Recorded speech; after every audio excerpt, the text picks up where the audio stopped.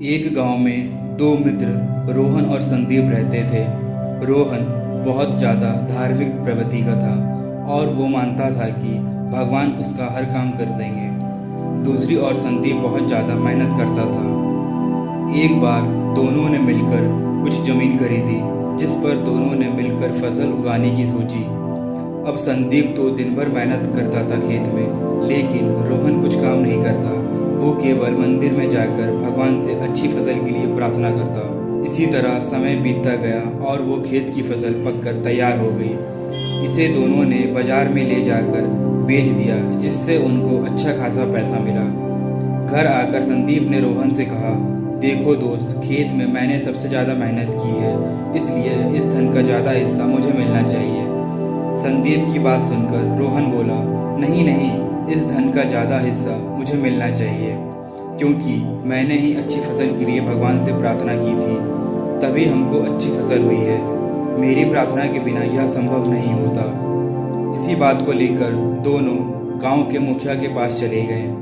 मुखिया ने उन दोनों की बात सुनकर कुछ सोचा और दोनों को एक एक बोरा चावल का दिया, जिनमें कंकड़ मिले हुए थे, और कहा कि तुम दोनों को इनमें से चावल और कंकड़ अलग अलग करके लाना है, तभी मैं निर्णय करूंगा कि फसल के धन का ज़्यादा हिस्सा किसको मिलना चाहिए। दोनों दोस्त चावल की बोरी लेकर अपने अपने घर चले गए।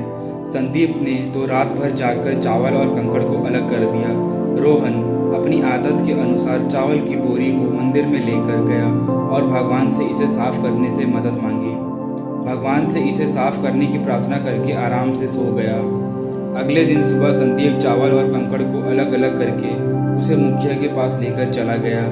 रोहन भी बोरी को मंदिर से उठाकर वापस मुखिया के घर चला गया। रोहन को पूरा भरोसा था कि भगवान ने उसका काम कर दिया होगा। अब मुखिया ने दोनों से पूछा कि बताओ, तुमने कितने चावल साफ किए? इस पर संदीप ने तो जितने थे उतने बता दिए। रोहन ने भी पूरे आत्मविश्वास के साथ अपनी बोरी खोली, लेकिन उसकी बोरी में वैसे के वैसे चावल में कंकड़ पत्थर मिले हुए थे, बिल्कुल साफ नहीं किए। अब मुखिया सारी बात समझ चुका था कि रोहन बिल्कुल मेहनत नहीं करता है, इसलिए अनाज के धन में भी कम हिस्सा मिलना चाहिए। गांव के मुखिया ने रोहन को समझाया कि भगवान भी तभी तुम्हारी मदद करता है जब तुम कड़ी मेहनत करते हो। हर काम में तुम भगवान के भरोसे बैठे रहोगे और मेहनत नहीं करोगे तो इस दुनिया में पीछे रह जाओगे। रोहन को मुखिया की बात समझ में आ चुकी थी। वह भी संदीप के साथ जमकर मेहनत करने लग गया। तो दोस्तों, इस कहानी से हमें यह शिक्षा मिलती है कि भगवान से प्रार्थना करना ठीक है, लेकिन साथ ही साथ हमें कड़ी मेहनत भी करनी है।